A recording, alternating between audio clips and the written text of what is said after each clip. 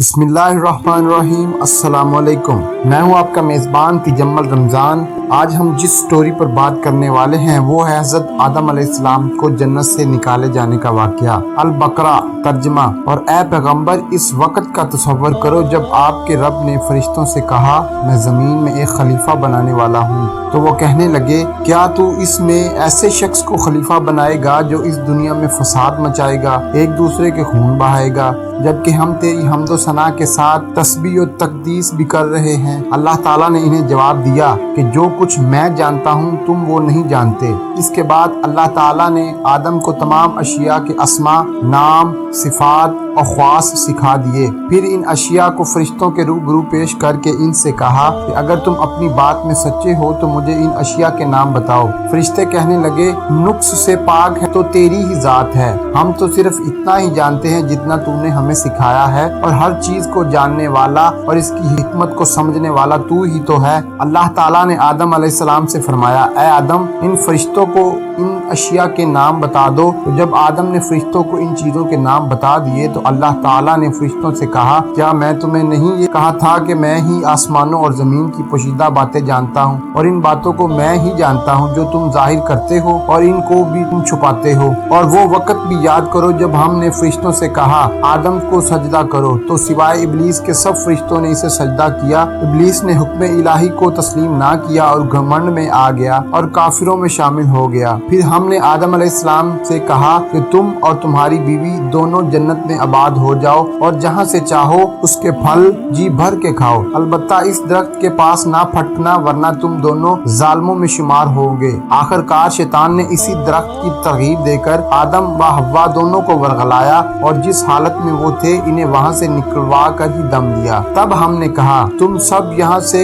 نکل جاؤ کیونکہ تم ایک دوسرے کے دشمن ہو، اور اب تمہیں ایک معین وقت موت یا قیامت تک زمین میں رہنا اور گزر بسر کرنا ہے۔ پھر آدم علیہ السلام نے اپنے رب سے چند کلمات سیکھ کر توبہ کی تو اللہ تعالیٰ نے ان کی توبہ قبول کر لی۔ بلا شبہ وہ بندوں کی توبہ قبول کرنے والا نہایت رحم کرنے والا ہے۔ ہم نے کہا تم سب کے سب یہاں سے نکل جاؤ، پھر جو میری طرف سے تمہارے پاس ہدایت آئے جس نے میری ہدایت کی پیروی کی، ایسے لوگوں کو نہ کچھ خوف ہوگا اور نہ وہ غمگین ہوں گے۔ حضرت آدم علیہ السلام دنیا کے پہلے انسان ہیں اور پیغمبر بھی۔ جب اللہ نے انسان کو دنیا میں بھیجنے کا ارادہ کیا تو اس سے قبل چند اہم اقدامات کیے۔ ایک اقدام تو یہ تھا کہ تمام انسانوں کی ارواح کو شعور دے کر انہیں دنیا کی زندگی کی آزمائش کے بارے میں بتایا کہ انہیں اچھے اور برے کی تعمیل کی آزمائش میں ڈالا جا رہا ہے، اور جو کامیاب ہوگا اس کا بدلہ جنت ہوگا اور جو ناکام ہوگا اس کا بدلہ جہنم۔ سورہ احزاب کی ایک آیت کے مطابق انسان نے اس اسکیم کو سمجھ کر اسے قبول کرنے کا ارادہ کر لیا۔ اس کے بعد اللہ نے انسان کو تمام ارواح اپنے بارے میں باخبر کیا اور ان سے نہ صرف اپنے رب ہونے کا اقرار کروایا بلکہ اپنے تنہا اللہ ہونے کا شعور بھی اس کی فطرت میں ودیت کر دیا۔ اس سے اگلا مرحلہ وہ ہے جس کے اوپر کی آیات میں ذکر ہے، یعنی اللہ نے اپنے یہ منصوبہ فرشتوں اور جنات کے سامنے رکھا کیونکہ یہ دونوں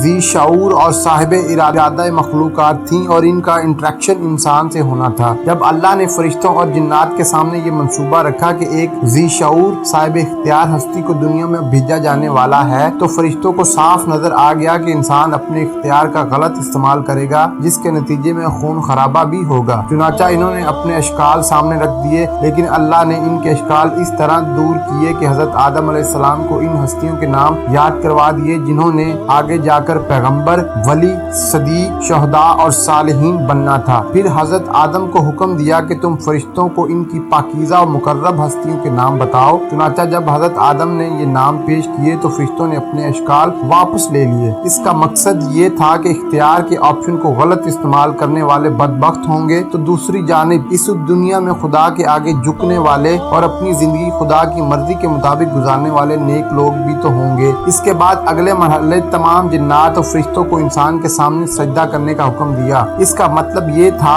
یہ دونوں مخلوق انسان کی آزادی اور اختیار میں کوئی مداخلت نہیں کریں گے۔ جنات میں سے شیطان نے جھکنے سے انکار کر دیا، جو اس بات کا اعلان تھا کہ وہ انسان کی آزادی و آسانی کے ساتھ خدا کی رضا حاصل نہیں کرنے دینا چاہتا۔ چنانچہ اللہ نے اسے راہندہ درگاہ کر دیا۔ پھر اللہ نے حضرت آدم اور حوا کو دنیا میں بھیجنے جانے سے قبل دنیا کی زندگی میں پیش آنے والی آزمائش سے آگاہ کرنے کے لیے ایک جنت میں بھیجا۔ اس جنت میں انہیں تمام سہولیات دی گئیں، بس ایک درخت کا پھل کھانے سے روک دیا۔ شیطان اپنا مشن شروع کر دیا اور انہیں ورغلایا۔ ابتدا میں دونوں انکار کرتے رہے، لیکن ایک وقت آیا کہ دونوں شیطان کی باتوں میں آ گئے اور اس درخت کا پھل کھا لیا۔ اس کے نتیجے میں وہ جنت کی سہولیات سے محروم ہو گئے۔ جب انہیں اپنی غلطی کا احساس ہوا تو انہیں اللہ کی جانب رجوع کر لیا۔ اس پر اللہ نے انہیں معاف بھی کر دیا۔ اب اس ابتدائی جنت کی تربیت مکمل ہو چکی تھی، اس لیے اللہ نے دونوں کو دنیا میں بھیج کر اس امتحان کی ابتدا کر دی جس میں سب آزمائے جا رہے ہیں۔ شیطان ایک عالم و فاضل عبادت گزار ہستی ہونے کے باوجود بہک گیا اور محض حسد کی بنا پر سجدے سے انکار کر دیا۔ اس سے یہ ثابت ہوا کہ حسد اتنی بڑی اور بری بیماری ہے۔ شیطان اور حضرت آدم علیہ السلام دونوں سے غلطی ہوئی، لیکن دونوں کا رد عمل مختلف